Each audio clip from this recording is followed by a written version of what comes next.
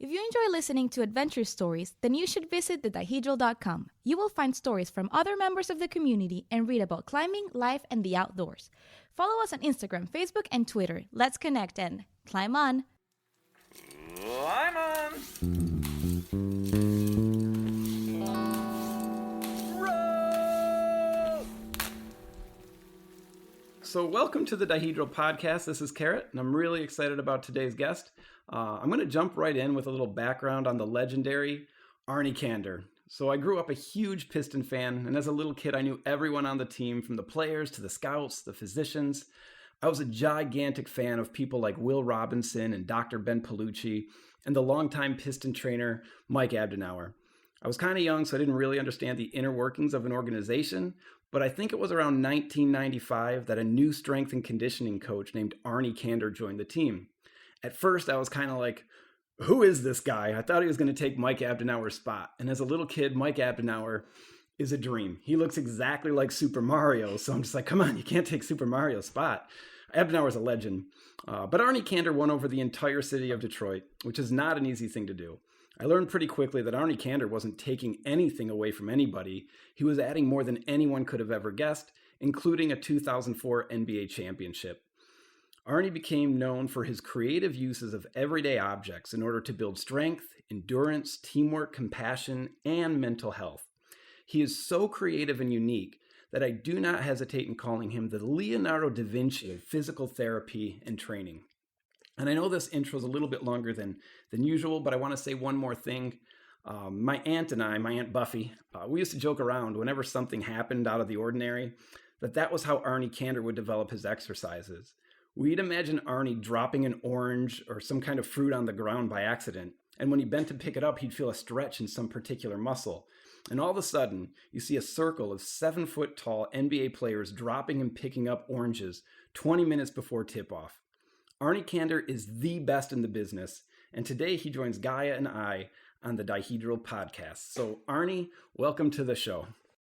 Wow. That was pretty amazing. I'm taking that all in. Yeah, of course, no problem.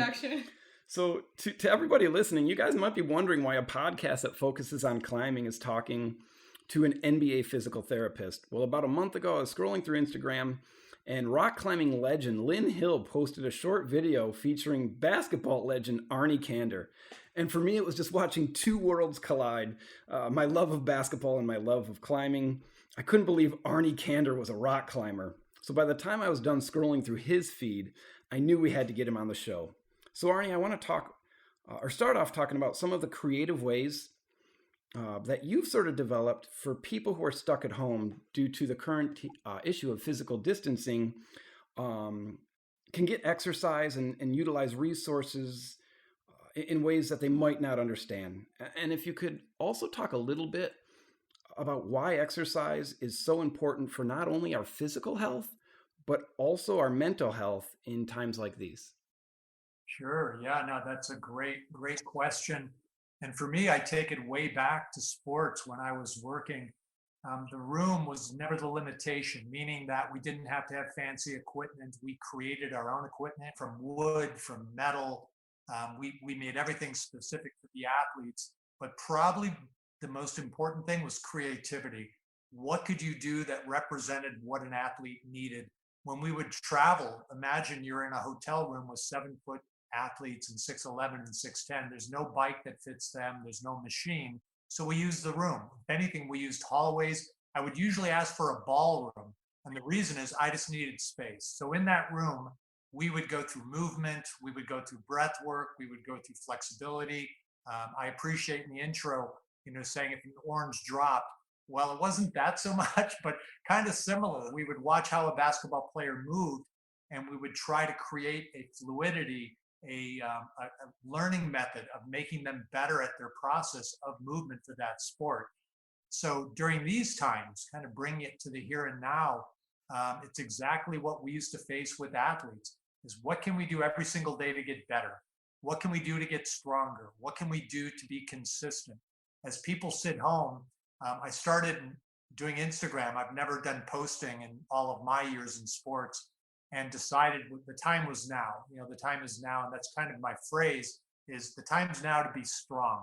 And what I mean by that is, what can you do every single day? We're sitting longer for longer periods of time than we've ever done. We're under more stress. We're dealing with it, whether it's on TV, a computer, a phone call, a loved one's dealing with things. It's not normal times. And so what can we do every single day from that standpoint, from nutrition standpoint? It's interesting, if you watch a lot of the scientists and a lot of the epidemiologists and the people that are the leaders, this thing we're dealing with is based upon immunity as a baseline, meaning that, of course, you want to be able to have the appropriate medical care, but kind of at the root of everything we always do with athletes is look at every aspect of it. So the one thing I've been preaching a lot is movement, is staying flexible. And I just not just mean physically flexible, but mentally flexible. Nutrition at the highest level. Tons of research coming out, and I'll get more into that as we get further along in this, the things you can do. But anything you can do to make yourself stronger, to look at what we're being faced with, and as a community, as a society, is what can we do to be strong? You mentioned staying flexible, and not only physically flexible, but mentally flexible. Can you expand a little bit on that, and what does that mean and translate to? Sure. So I appreciate that's a great question. It's expanding, right? Most of us are fairly limited in what we do unless you have a meditation practice, a mindfulness practice. If you're doing some other things, yoga, other, we'll call it a spiritual practice or something you do for yourself. But for a lot of people, they do not have that. So they are glued to a TV, or they're glued to what they see every single day coming to them. So what I'm telling people is, I started, you can look up Arnie Kander with a K, Instagram post, and we started simple things like simple movement patterns, things you can do every single day. Movement to me is kind of at the foundation, not just of immune health, but of mental health. Meaning, sit for a long, long period of time and see what it does to your body, how it literally freezes your body. And as you start to move, you start to create a hormonal change. There's a hormonal shift. So the endorphins, the enkephalins, epinephrine, norepinephrine, serotonin, all the things that we do when we exercise now aren't happening as much. We're not getting the gyms. We're not getting outside climbing. We're maybe doing some things, but minimal compared to what we're doing more. But to be able to get up and move, you should not be limited by that. If you have enough space, if you have 4 feet by 4 feet by you, you can do movement. You can dance. You can breathe. You can jog in place. You can follow some of the things I've been recommending. I'm talking a lot about fascia, and fascia is something I've been working with for probably 35 years and what it does in the body. And sitting really shortens fascia, that tissue that sits between skin and muscle. So by getting up and moving your body, you lubricate fascia, you literally move skin, you move muscle, you create all these incredible, as I said, hormonal responses in the body.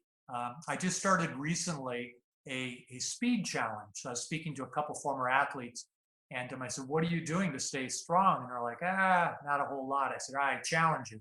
I said, you remember way, way back, every player that came in, I used to do a lot of testing, but probably at the root of all my testing was this simple little step.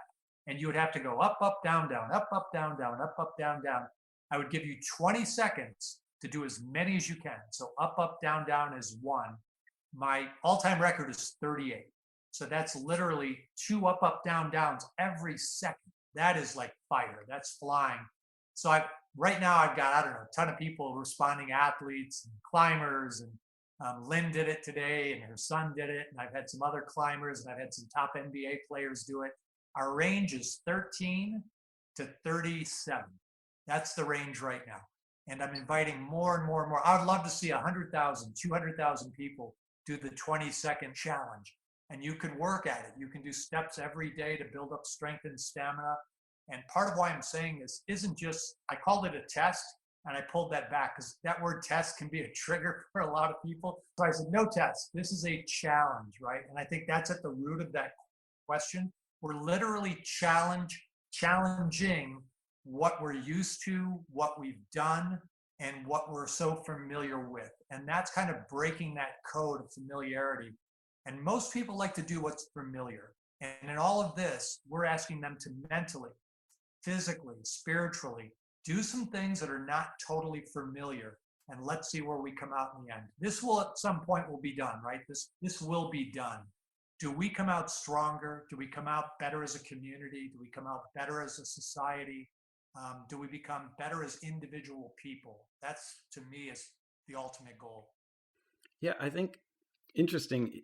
This is not just something you're saying. Like you said in the beginning, you've never dealt with Instagram in your life. And so you're not just saying try something new, you're trying something new. You're trying to push people to be better, but at the same time, you're pushing yourself to be better by sort of stepping outside of the box. I was thinking as you were talking, in this particular instance, you need a step, right? One step up and down in 20 seconds. And I was wondering if you could sort of imagine this scenario. Let's say you're locked in an apartment and it's just you isolating, and you have your normal furniture, your normal groceries, but no exercise equipment. You weren't expecting this to happen. If you could recommend to that person 3 exercises to do, what would be your top 3 recommendations?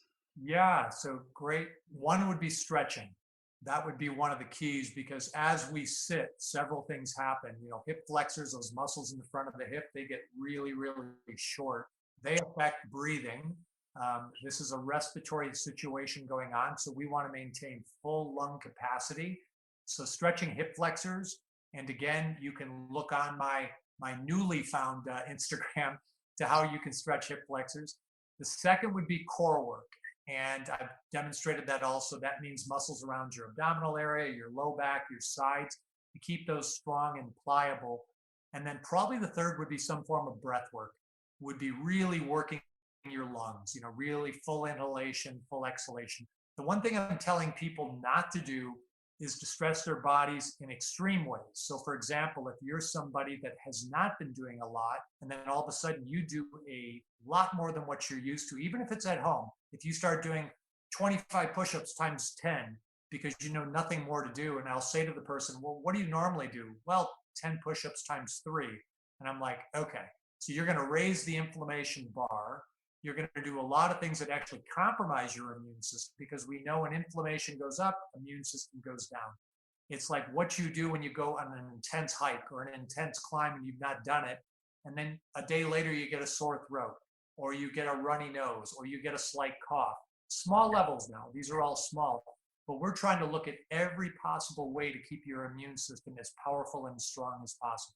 We'll all be exposed to this at some point. The key, as I'm telling people, is keep everything consistent with little changes and jumps. Little changes and jumps. A little more stretching, great for the immune system because it affects the brain.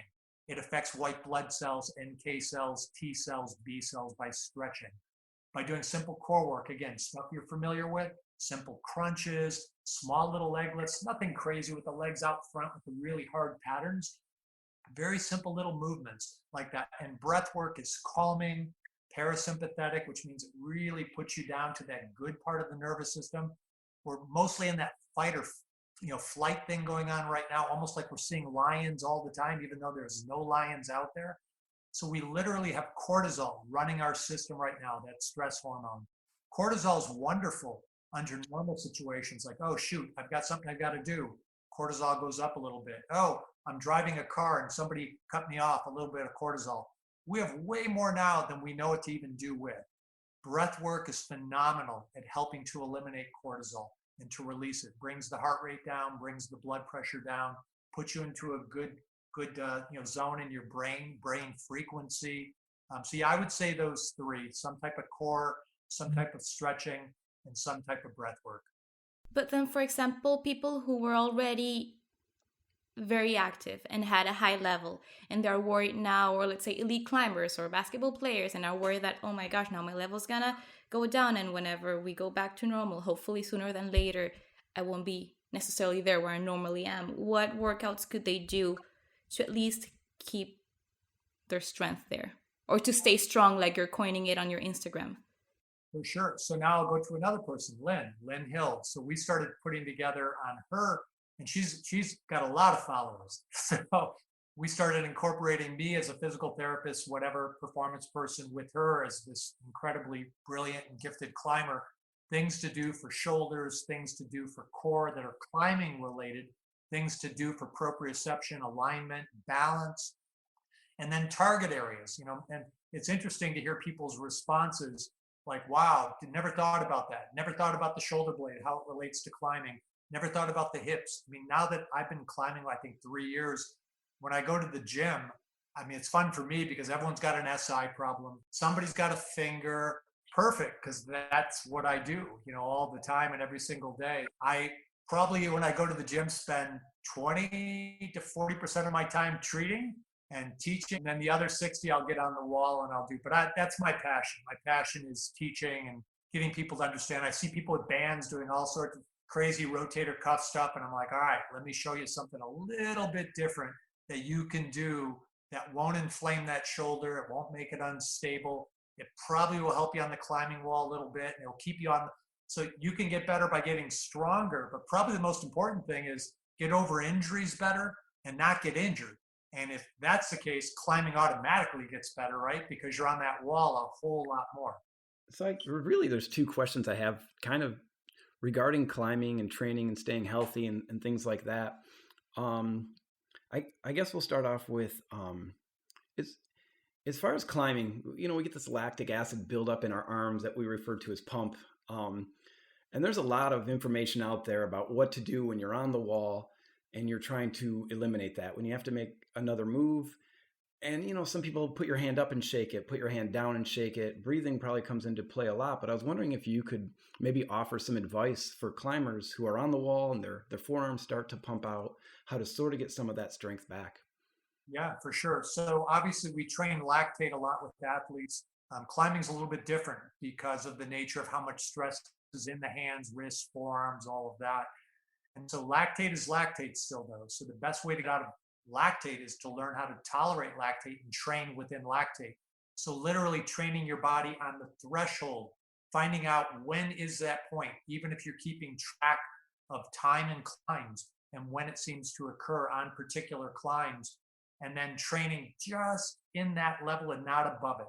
So really learning how to stay sub-threshold lactate and actually use lactate as an energy source. The problem is people attempt to, when they're just getting on the edge of lactate, keep pushing. And when you keep pushing and lactate becomes the predominant energy source, I don't care who you are, your arms are going to shut off. But if you find you're just beginning to get the pump and you keep yourself there, or at that point, take a slight break, allow yourself to get into a different energy system and then get back into lactate again, you'll learn how to actually use lactate more efficiently and how to remove lactate and recover from lactate. A lot of different theories on the lymphatic system. So if you raise your hand, they believe lymphatic flow is towards the heart. So supposedly it's more effective if your hand's up and you're shaking it, but most climbers are tired, so they put their hand down and shake it. Well, with lymphatic flow, it doesn't go anywhere. It stays down in the forearm. So I'd recommend to put your hand up and shake it out. But again, probably the key of all of it. And we know also for lactate removal, just massaging. So you'll see also a lot of people will shake and then but if you're holding one hand, you can't massage, right? But I'm talking about if you can actually learn to train it, there'll be times where if you're on the rope, you lean back, you rub it out, you actually train your lymphatic system to flow out. So you actually train lymphatic system to pull lactate away. So when you're hands on, yes, put your hand up, shake. When you're roped and you can lean back and take a break, massage to get it to clear quicker so your body learns how to remove lactate. So I also believe a lot of times training your arms in various, so people do a lot of flexion in climbing, right? It's a lot of flexion, finger flexion, wrist flexion. It's a lot of shoulder internal rotation. So training opposition is really, really is important. We always hear about muscle balancing, oppositional work, keeping strain, counter strain things in a good plane. And the reason for that too is you'll produce less lactate when the opposing muscles have enough strength so that the extensors keep you strong even though you're flexing. But if all you train is one side of the body, you will automatically produce more lactate. So counterbalance work is important to help your body process lactate and produce less of it. I think the technical and the scientific explanation of all of these common things that we deal with, and if you're not majored in any health-related field, then you won't understand why you're doing the things that you're doing then. But we also hear you have to breathe. Breathe is important. And we've mentioned this before, and of course you have to breathe, because if you don't breathe, we know the consequences. But in climbing or in sports, it's emphasized a lot. Why is breathing very important for this process? And any recommendations to remember to breathe? Because, for example, this is my example, when I climb or I dance and I'm doing an arduous movement, I hold my breath immediately. I and that's that's the most efficient way. Right. Absolutely. So that's called Valsalva. Valsalva maneuver is, for example, I'll use it with a really powerful movement like a bench press, right? And that's an easy one to see. So if I go to do a bench press, there is a short period of time where you hold your breath for a short period of time to stabilize your spine. And now you can push off a stable spine. The same thing occurs in climbing. There's a short period of Valsalva where you do hold your breath for the movement. The problem is we stay longer in that Valsalva technique of holding. So why lactate gets produced? It's an anaerobic basically activity that produces lactate as an energy source. So if you stay in a holding breath pattern, you will produce way more lactate. So there's going to be a short, if there's a jump, if there's something extremely powerful, sure. There's going to be a moment of that Valsalva technique, a holding of the breath to produce the spinal stability to allow the movement. But at the same time, you have to then allow yourself to breathe, to get into a different energy source. So you're not primarily producing lactate. So no, that's great. So it's important when people do breath work, and I'm glad you brought that up, they'll often do it sitting, right? They'll practice breath work sitting. Well, the problem is it doesn't relate to the sport then. So a lot of times you'll tell an athlete, practice breath work even before you're on the wall at various angles. So it could be with your hands wide, could be with your hands up, it could be on a diagonal. Way harder to fully ventilate your lungs when you're on a long diagonal with your foot across your body. So as we create these cross-angle positions, it's harder to use your diaphragm, your intercostals, your breathing muscles. So the better we get at practicing when you're not just in a loaded position of climbing. So the typical breath work doesn't really train you as an athlete. I'm not saying that don't do it. I think it's wonderful and it's great. So we can do it sitting, we can do it standing, we could do it with various movement patterns like a Tai Chi, or create your own movement patterns. You could literally, as really good climbers, mimic some climbing patterns and practice breathing while you're doing these patterns before you ever get on the wall. And see what happens, because you might find if you reach with one hand versus the other, wow, I noticed it's a little harder to use my lungs when I'm moving in one diagonal versus the other. When you cross one leg across your body when you're standing versus another, across it behind like you flag, wow, I noticed with my right, it was a little bit harder to take a full breath. So to really practice and find the limitations gives you the gifts to be able to then have the strengths, which now make your breath match what you do. Can you possibly just go a little bit deeper into just what oxygen does to your body and why it's important to breathe?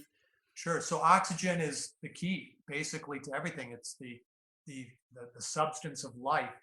Without oxygen, you're talking about hemoglobin, which got to flow to muscles. It's got to flow to the brain. It's what creates ATP. It's an energy thing. So our mitochondria produce this. They go through all these energy cycles. At the end, they go through this TCA cycle to produce basically oxygen, energy, ATP. And so what we're trying to do with this is to move our bodies. Without oxygen, it's the one pretty much nutrient, which is in water, which is in, when you think it's in air quality, everything we have is based upon oxygen. So if we cannot get oxygen, that's why we put these little meters. And it's interesting, I'll use pulse oxes, so I'm measuring basically the oxygen blood flow in the arteries, put it on a finger, and it's measuring what it should be. And we like it to be around 98, 99% elite athletes. And then we go through these movement patterns. And we will find that a certain movement pattern will reduce oxygen. And then as they get better at those movement patterns, less restricted in those movement patterns, we can have them move. And usually as we move, O2 drops a little bit because we're using oxygen and we're not saturating. We're not pushing it out as much because our breath patterns get, as you go harder, we don't breathe as well. So we literally don't move oxygen as well to tissue. So we're trying to move it to organs. We're trying to move it to the brain, being one of the most important organs, try to get it to muscle to do what it has to do. So it's at the root of everything. What's the name of the device again that you put in your finger? Oh, a pulse oximeter. A pulse oximeter. And you just mentioned it. And this is a typical question that a student would ask you in a classroom. Could you please repeat that? Because I remember the other day we did it and my numbers were like 99, 108, 100 and something, but it would go like this: 99, 108, 102, 97, 100 and something. And I said, I'm gonna die. Why is this happening? Now, were you just sitting when you had this on? We were talking. I had it on and we were talking, but I was standing. I was not working out or anything. And were you at a doctor's office, or were you just a friend had one and they tried it? We were home. Yeah, my mom's a nurse, so she's just like, here, take this pulse ox, keep it around, test it every once in a while. And I sent a picture to her, and she's like, you better take it every morning and night, just in case. And I was like, okay. No. That's very normal. Our oxygen levels vary. They vary all the time. They go up and down. They vary based upon, again, I mean, it's interesting. Everyone's getting into HRV now, heart rate variability. We used to think that a heart rate should be the same all the time. But in the last 15 to 20 years, we realized that that's not the case. Our heart rate is literally like a band. It goes faster sometimes, it goes slower sometimes, and that's even without activity. That's just the way the heart rate is actually meant to be. It's not meant to be at 63 all the time. So it's meant to go up, it's meant to go down. And as heart rate goes up, what are we pushing out? Oxygen. So it will go up and down to match the heart rate. It's a thing called stroke volume. It's what's leaving the heart that's giving us oxygen to the arteries, which then give it to the tissue. And so no, very, very normal for it to go up and down. But it's interesting to see. You don't need a pulse oximeter. They're kind of cool. They're kind of fun, but they can freak people out too, right? Like, oh my God, what's wrong? All of that. But if you pay attention to your breathing as you're going through simple movements, they can be low movements, they can be cross movements, they can be high movements, they can be feet across, they can be feet behind the body. As climbers, I'd really say go and try some dry land climbing movements, just of your hands and your feet. Mimic what you're doing and really try to ventilate, really try to use your lungs effectively. Don't overbreathe, let the breathing match what you need. Because sometimes you'll say this to people and they'll hyperventilate. And I'm like, no, that's not what I'm saying. The breathing match the movement. Let yourself freely breathe. You don't need that for that. What do you need to accomplish that movement? The key is don't hold breath. Hold it if it's going to be one quick, short power movement for the spinal stability. And then make sure you're back in some rhythm of breath again. So it's really a feel thing. It's paying attention to how the body responds. The great part about climbers, they're really in tune, right? They're really in tune with their bodies in some ways. And then I've also noticed in other ways, not so in tune, right? Like you'll watch them just kind of do some things in cross training and I'm like, I wonder why they're doing that. You know what I mean? They kind of beat their bodies up on the wall and they're climbing and all that, and they're beating themselves up in the fitness room. So to me, it's an interesting correlation, and maybe it's not only climbers, it's people in general love to train really, really hard. And sometimes the training should get you really good at what you want to be. If that's a climber, great. If that's just being with your grandkids and being able to get down low to the floor, that's great. We'll find methods or ways to make you really good at that stuff. I kind of have it's a little bit self-interested, this question, but I think it's going to apply to a lot of people. Normally I teach, I'm a classroom teacher, and I'm walking back and forth all the time up in front of the board. I'm never really sitting still. And last night, my computer let me know how much I was on the computer because I'm putting on my classes, transitioning to online. And so I'm just in front of the computer. I was on the computer yesterday for 10 and a half hours working on this, which it's depressing. I'm just like, oh my God, I need to move. And so I'm wondering if you can give me personally, but more generally, everybody some advice, the people who are stuck at their desks for these huge amounts of hours that they're not used to, like some simple stretches that we don't have to like change our clothes in order to do these exercises, jump off the desk for a little while, exercise and get back to work. Absolutely right. So think about when you sit. What happens when we sit? First of all, we're never symmetrical when we sit. If you ever look down at your feet, one foot will turn right, one foot will turn in. That reminds me right now. Yeah. Right now, I guarantee you something's going to be, because there's a leg in the way. There's something that we've learned to we have sitting patterns. So when you sit, you literally remodel your knees into sitting. And so that's why when people first get up, it's almost, like, holy cow, like, let me start to move around. You're reprogramming your body. So part of what happens with sitting is malalignment. Not just your posture. I mean, that to me, posture is a whole different. You just sat up. I did. It reminded me. I feel so much better. You have no idea how many times I fixed my posture or been aware of my breathing throughout this entire conversation. That's so true. Well, I've always done for athletes. I'll sit like how I'm sitting now, and then I'll stand up and I'll say, imagine if I stood with this posture I had when I was sitting. They're like, wow, you look like you're like 95 years old with your back. Like I said, that's how most of us sit, as if we're very, very old, because it's gravity, and gravity pulls us down and forward. But also what happens with the screen? We're always drawn towards the screen. So we get a forward head posture, a kyphosis, or a rounding of the back.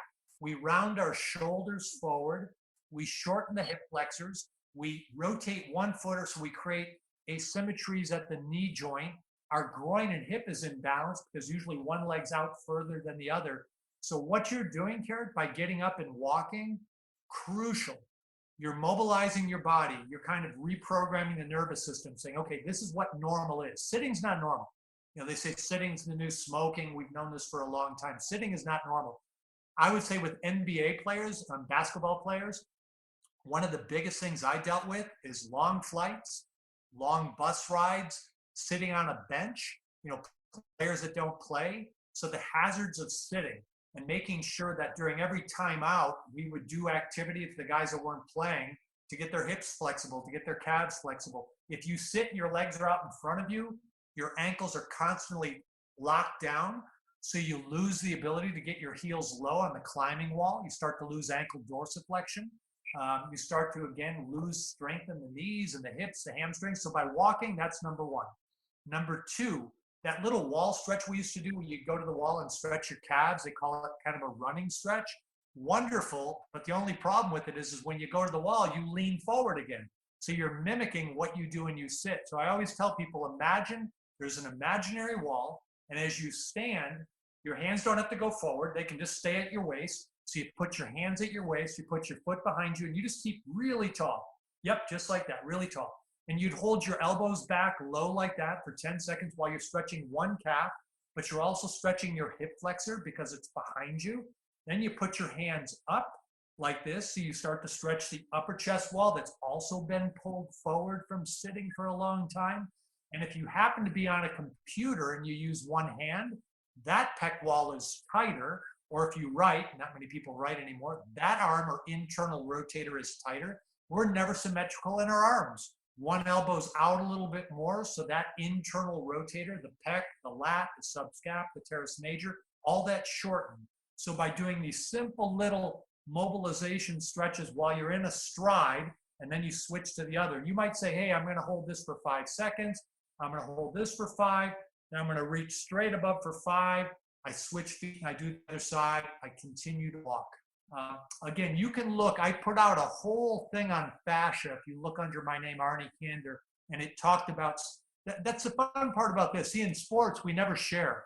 It's sad to say, but that was the Pistons' secrets, right? We didn't want to share with the Cavaliers or the Bucks or the Bulls or the Lakers. That was ours.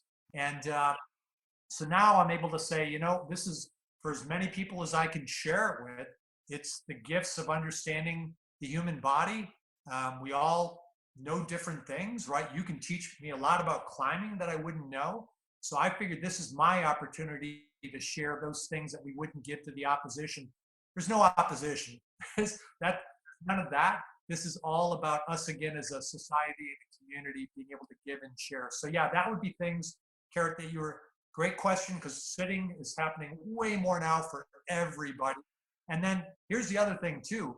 We're not just sitting like we used to sit. We're sitting with stress. And that's a visceral thing, right? That gets into cells. That gets into fat cells. That literally changes the body, changes fascia. Like I guarantee if you used to foam roll and you remember what that IT band used to feel like, or a little bit on that QL, I'd be like, ooh, man, that's tight. Go foam roll now. if you haven't done it in a bit, and you'll be shocked how sore you are with foam roll. Fascia stores stress. Fascia stores stress. So the importance of doing fascial stretches, and again, you can look that up on my Instagram account, and doing some foam rolling, doing some self-massage. I've been recommending, even if you want to increase like magnesium, which minerals get chewed up under stress. So selenium, magnesium, one of the greatest ways to get that back again and to assist sitting for long periods of time. If you have a bathtub, the old school Epsom salt and baking soda. Soaking in that will restore magnesium levels back. It helps fascia. It's calming. It's relaxing. Do some breath work while you're in there at the same time. So, I mean, there are so many cool things that could be done, not just now. I mean, I think with what we're dealing with, but when this is all done, hopefully we've all learned new things, right? Counters to sitting, counters to stress, counters to the unknown. I mean, we're going to face that in other ways. We just happen to be hit face on with this thing right now. There are several things that are changing. Not only we're spending longer periods of time sitting and with stress, also laying down and with a pillow like this, because we know that there's a lot of people doing Netflix or other like Hulu, whatever, they're binge watching. And at the same time, that comes with food. So diets are changing, lifestyles are changing. Towards the beginning, you mentioned that there's a strong relationship between the physical activity and then also the diet, and you incorporate that as well. Any recommendations in regards to that? Yes, absolutely. So I started recommending, and this is something a long time back. This isn't anything new, but get nutrition through food. That's at the baseline of all of this. But one of the things that we're not getting is getting out to a grocery store, which we're recommending. Don't go out as often. Get stuff for 2 weeks. And the problem too is now we're eating certain foods that we probably haven't eaten before. I mean, I'm eating more. I'm gluten free, but I'm eating more pasta now than I think I'm pasta'd out, right? Because it's boxed foods. It's stuff I'm not used to eating. I've actually started doing some like canned beans, which I've never done. It's always fresh. Everything's always organic, non-GMO. So we're eating, like you just said, we're eating differently than we did before, eating in different postures, different positions. All of that is different. I've made recommendations for people. There's a lot of data coming out. Virus doesn't do well with certain nutrients, any virus. So I know this is a different virus, but it's still a virus. They started in China, they did it in Canada, now they're doing it in New York. High dose vitamin C, right? That's one, but you can't take a high dose vitamin C if you're getting the typical ascorbic acid. So the typical one you get. So the one I'm recommending is called liposomal. It's a fat emulsion form of vitamin C. You can take a ton of that and have no skin reaction, no itchy skin, no bowel effects, because high dose vitamin C, ascorbic acid, is water soluble. It runs through you.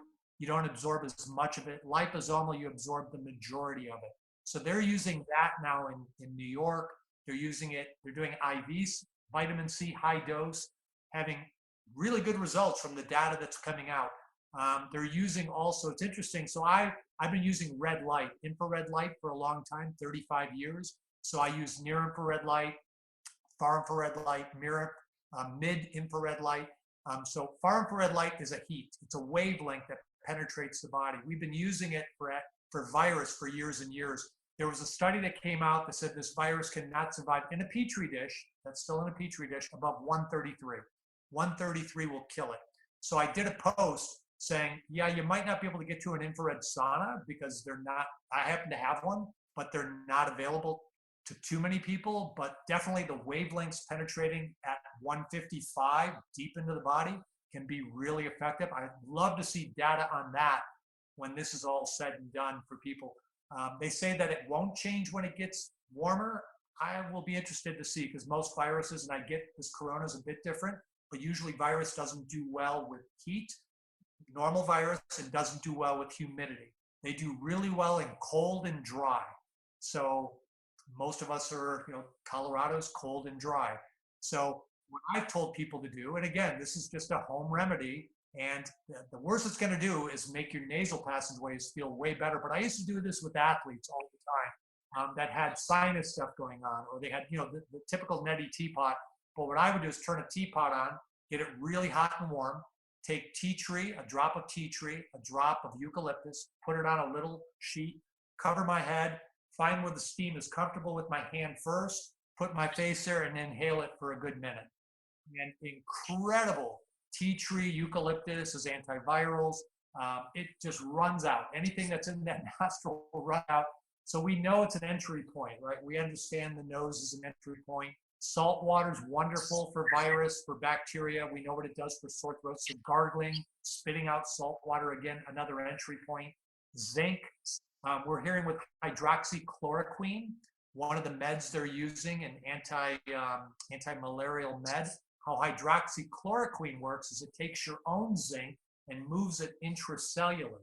Well, there's also data and studies showing that green tea and quercetin, which is the inner peel of apples, quercetin's in green leafy things like kale, it's in onions.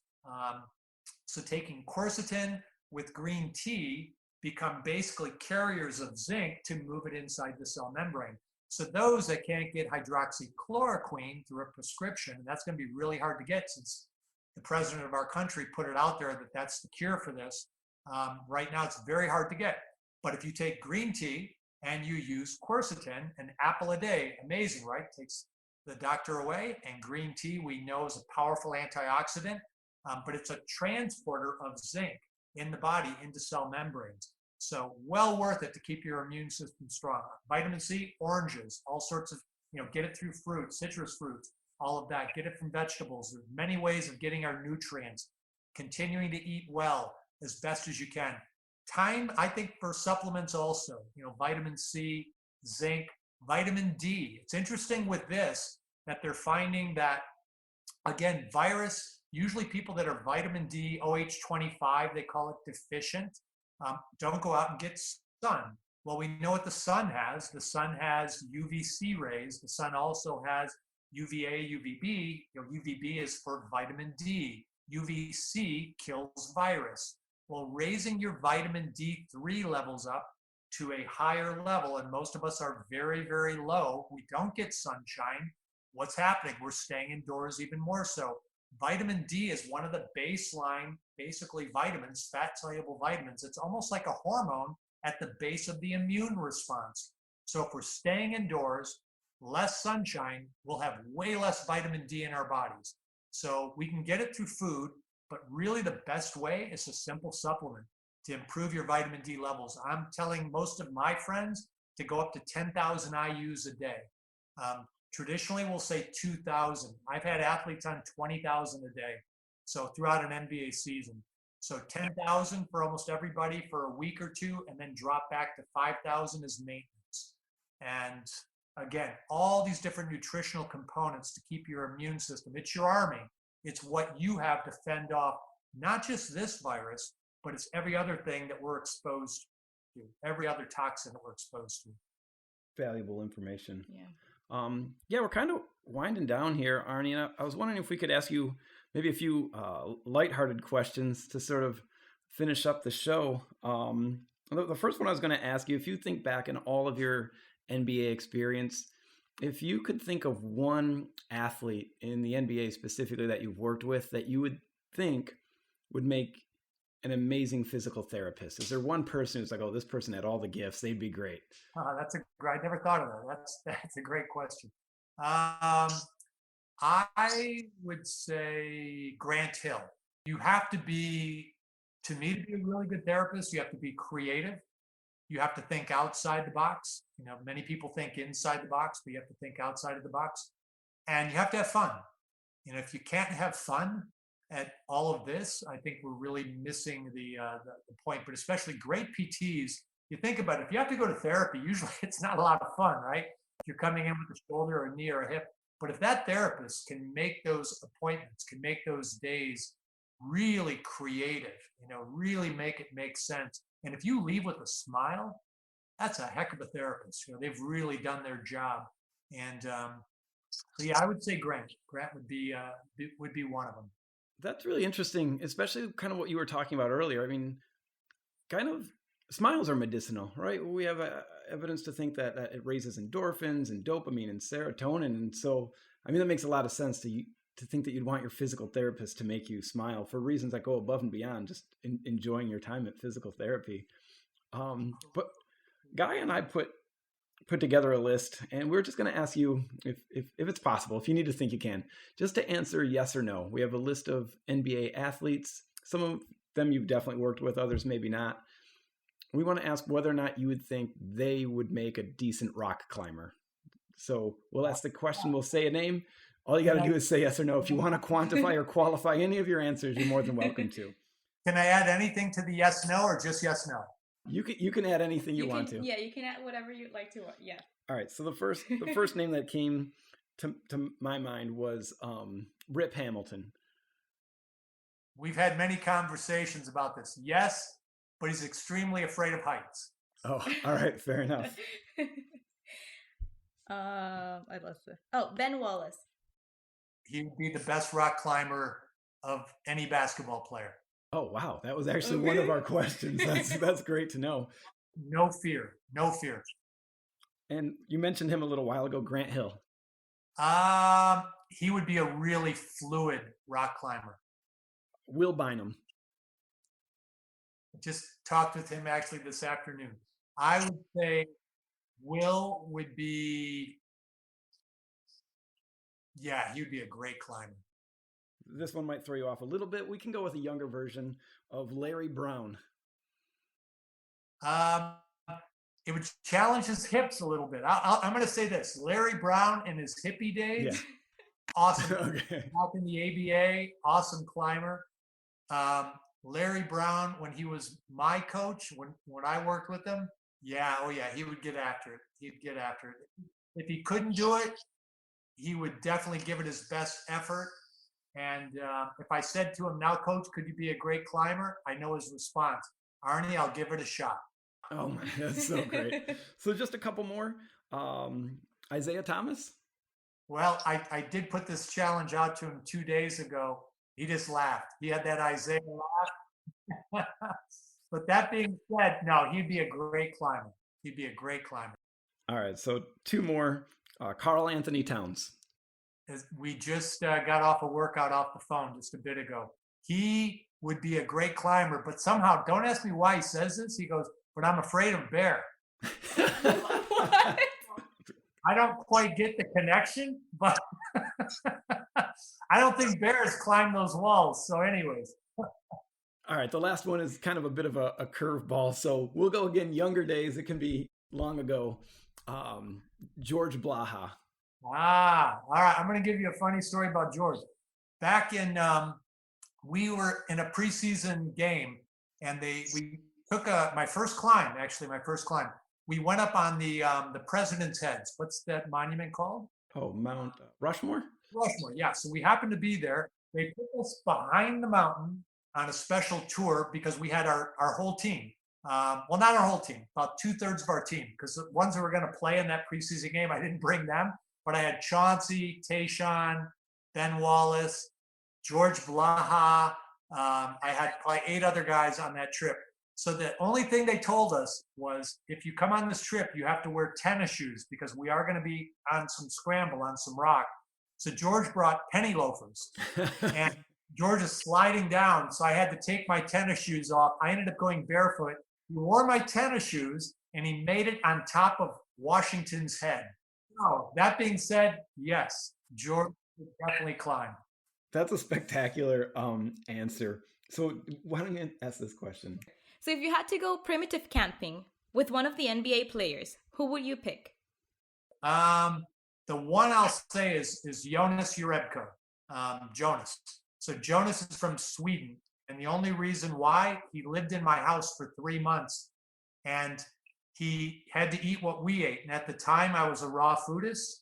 And so he had to live off raw food for 3 weeks. And his eyes often looked at things like, do I have to eat that? So I would say Jonas Jerebko from Sweden. That's an amazing answer. Yeah, if he passed that test of eating raw food all the time, he'll be good. Yeah, he'll be great. So I have one more thing that just kind of occurred to me as we've been talking. Is there any chance that you and Lynn Hill get together to write a book for rock climbers, kind of expanding on some of the things that you've been doing on your Instagram and things that she's been doing on her Instagram. It's a book that I would read in an instant. Well, she's got so many cool adventures that, Lynn's always one never to put out much, right? She doesn't post much. She doesn't do that. So I think this has been fun because we'll sit there together. Hey, what are you going to post today? Maybe I'll be in this one, maybe not. And so it's really been cool. Anybody who knows Lynn, she's not just an incredible athlete, but just such a passionate, caring person. And I told her at some point, we're going to do a camp and we're going to invite athletes from all different sports together. Climbers, basketball players, soccer players, football players, baseball players, outdoor adventurous. And we're going to have a huge camp and we're going to bring in all sorts of, you guys will come, we'll bring in all sorts of people and we'll all work the camp together. That's amazing. Arnie, thank you so much for joining us. If we ever make it out to Colorado, we're going to have to hit some walls together. I love it. Love to see you have to be aware that half of my questions will be like, my neck hurts so much. Yeah, exactly. My back is killing me. 30% of my time at the gym. So I'm available. Towards the end, we always ask our guests, is there anything else they'd like to add? Anything they'd like to plug in, project, something coming up? I don't know, or anything else that you would like to share? Well, the only one would be if you check out and it still will be going, hopefully this for the next month. It's called the Step Up Challenge. And I'm putting that out there for every person to see what they can do with an up, down, down step. Up, down, down for 20 seconds. You go as fast as you can go. You can take your time and build up, but I want to see what you're able to do. If you can send me a video, awesome. I'm sharing it with everybody I know, so we all get to see everybody do this 20-second thing. Yeah, you heard it, you guys. Step Up Challenge. Follow Arnie Kander on Instagram. Arnie, thanks a million for joining us. Thank you, guys. Thank you so guys, much. stay safe, stay strong. Thank you.